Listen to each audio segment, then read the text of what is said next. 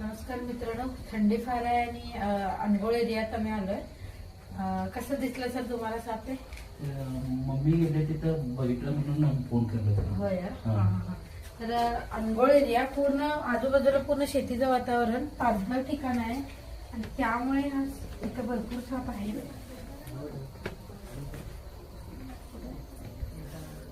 आणि ते बघा विहिरीवरतीच बसलाय. हातात आलाय तो आणि शेपूट सुद्धा कट आहे त्याची. आता खाली पडलाय. फार रागीट साप. आता कसा रिॲक्ट करतोय माहिती नाही. चावू सुद्धा शकतोय. हळूवार त्याला पकडेल मी. ते बघा रागीटपणा दाखवालाय. असं मी त्याला पकडलाय. चला बाहेर.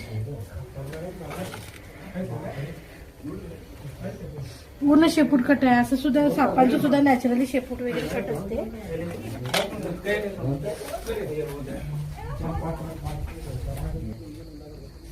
हे बघा कसं करावं. वेरुळा म्हणतात. वेरुळा जातीचा साप आहे मित्रांनो. कधीही चावू शकते. फार रागीट साप आहे. शेकड किलबॅक याला म्हणतात. पाणथळ ठिकाणी, पाण्याच्या ठिकाणी वगैरे हा साप जास्त प्रमाणात आढळतोय. आणि रागीट साप, फार रागीट साप. आणि आता घाण वास सोडायला लागला बघा तो. म्हणजे ही एक त्याची टेक्निक आहे. पळ काढायचा प्रयत्न करतोय हा. घाण वास सोडतोय. आता नॅचरलीच त्याची शेपूट इथं बघू शकता कट आहे. कारण हा साप गोल गोल फिरतोय आणि शेपूट आपली कट करून पळ काढण्याचा प्रयत्न करतोय. ही या सापाची खासियत आहे. हे बघा कसं आहे. आणि नॅचरली त्याची शेपूट ठीक सुद्धा झाली. जशी पाल आपली शेपूट वगैरे कट करते त्याचप्रमाणे हा साप शेपूट कट करतो. नुकताच त्यानं काट टाकले बहुतेक आणि म्हणून तो एकदम शायनी आणि एकदम क्लिअर असा दिसालाय.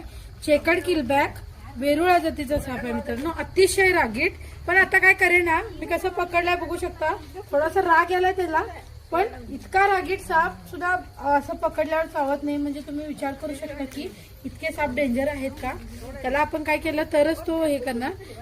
आजूबाजूला पूर्ण पाण्याचं जमीन आहे, पाणथळ ठिकाण आहे आणि त्यामुळेच तो मग आला असणार चुकून. तोंड असं जवळून दाखवायचा प्रयत्न कराले कसं आहे. आणि त्याची स्किन बघू शकता. कलर वेगवेगळे असतात.